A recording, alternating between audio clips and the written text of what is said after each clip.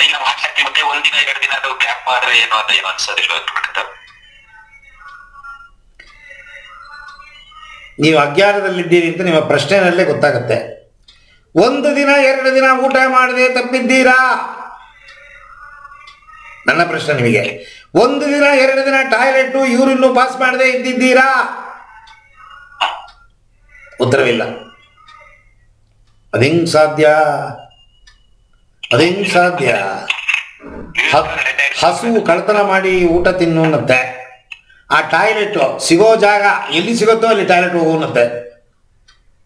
Urgent ಆಗ್ಬಿಟ್ರೆ ಜಾಗವೇ ಗೊತ್ತಿಲ್ಲ, ಎಲ್ಲೋ ಹೋಗ್ತೀವಿ. ಯೂರಿನ್ ಅಟ್ಟೆ. ಅದಕ್ಕೆ ಮಾತ್ರ ನಾವು ಸೌಲಭ್ಯ ಮಾಡಿಕೊಡ್ತೀವಲ್ಲ.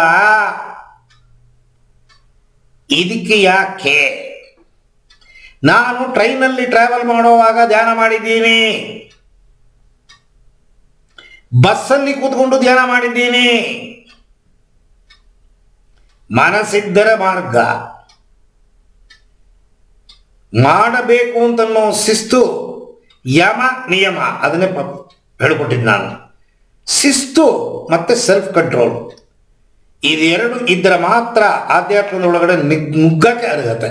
ಅದಕ್ಕೆ ಎರಡನ್ನು ಫಸ್ಟ್ ಕೊಟ್ಟಿದ್ದಾನ, ಯಮ ನಿಯಮ. ಶಿಸ್ತು, ಸೆಲ್ಫ್ ಡಿಸಿಪ್ಲಿನ್, ಸೆಲ್ಫ್ ಕಂಟ್ರೋಲ್, ಇದೆರಡು ಇದ್ದರೆ ಮಾತ್ರ ಆಧ್ಯಾತ್ಮಕ್ಕೆ ಎಲಿಜಿಬಿಲಿಟಿ. ಏನಪ್ಪ PUC ಓದಬೇಕು, SLC ಆಗಿದೆಯಾ? ಆಗಿದೆ ಗುರುಗಳೇ. ಎಲಿಜಿಬಿಲಿಟಿಯೇ ಇದು.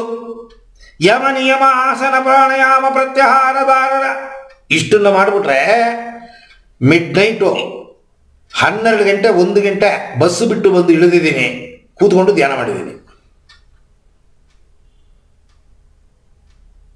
ಸೆಕ್ಸ್ ಬೇಕು ಅಂತಂದರೆ ವೇಳೆ ಟೈಮ್ ಇಲ್ಲ, ಹೋಗ್ತೀವಿ. ಅಸಹ್ಯ ಮಾತಾಡ್ತೀನಿ ತಿಳ್ಕೊಬೇಡಿ. ಸೆಕ್ಸಿಗೆ ಎಷ್ಟು ಪವರ್ ವಿಗರ್ ಇದೆ ಅಂದರೆ ಅದಕ್ಕೆ ವೇಳೆ ಕಾಲ ಟೈಮ್ ಇಲ್ಲ. ಹೆಂಗಪ್ಪ ಅದಕ್ಕೆ ಮಾತ್ರ ನಾವು ಅಡ್ಜಸ್ಟ್ ಆಗ್ತೀವಿ? ಯಾಕೆ?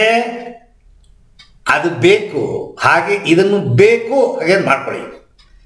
ಭಗವಂತನ ಮೇಲೆ ಬಯಕೆ, ಭಗವಂತನ ಮೇಲೆ ಭಕ್ತಿ, ಭಗವಂತನ ಮೇಲೆ ಪ್ರೇಮ. ಅಜ್ಞಾನದಿಂದ ಜ್ಞಾನಕ್ಕೆ ಬರಬೇಕು ಅಂತನ್ನೋ ಪ್ರಯತ್ನ ನಿಮ್ಮಲ್ಲಿತ್ತು ಅಂತಂದ್ರೆ ನೀವು ತಪ್ಪಿಸ್ಕೊಳ್ಳೋ ಪ್ರಮೇಯವೇ ಇಲ್ಲ. ಅದೇ ನಂಗೆ 2 days ಬ್ಯಾಕ್ ಎಕ್ಸ್ಪೀರಿಯನ್ಸ್ ಆಗಿದೆ ಗುರು. ಸಾಟರ್ಡೆ ನಮ್ ಸೆಷನ್ ಆಯ್ತಲ್ವಾ, ಇದು ಪ್ರತ್ಯಾಹಾರದ ಬಗ್ಗೆ. ಏನೋ ದೇವ್ರ ಇಚ್ಛೆನ ಏನೋ, ನಮ್ಮ ಮನೇಲಿ ಯಾರು ಊರಲ್ಲಿ ಇರ್ಲಿಲ್ಲ. ನಮ್ಮ ಹೆಂಡತಿ ಆಗಿರ್ಬೋದು, ನಮ್ಮ ತಂದೆ ನಮ್ಮ ತಾಯಿ ಆಗಿರೋ ಊರಿಗೆ ಹೋಗಿದ್ರು, ನಮ್ಮ ಮನೆ ಕೆಲ್ಸಕ್ಕೆ ಹೋಗಿದ್ದ. ನಮ್ಮ ಮನೆಗೆ ಟಿಫಿನ್ ಎಲ್ಲ ತಂದ್ಕೊಟ್ಟೆ, ಎಲ್ಲ ಆಯ್ತು. ನಾನ್ ಟಿಫಿನ್ ಮಾಡ್ಬೇಕು ಅನ್ನೋ ಧ್ಯಾನನೇ ಇಲ್ಲ, ಪ್ರತ್ಯಾಹಾರ ಒಂದೇ ತಲೆಯಲ್ಲಿದೆ ನನ್ಗೆ. ಓಕೆ ಗುರುಗಳ ಹಿಂಗ್ ಹೇಳಿದ್ರೆ ಅಂತ ಇವತ್ತಿಗೂ ಹೇಳ್ತೀನಿ. ಡೈಲಿ ಒಂದೇ ಟೈಮ್ ಊಟ ಮಾಡ್ತೀನಿ ಗುರುಗಳೇ, 3 days ಆಯ್ತು.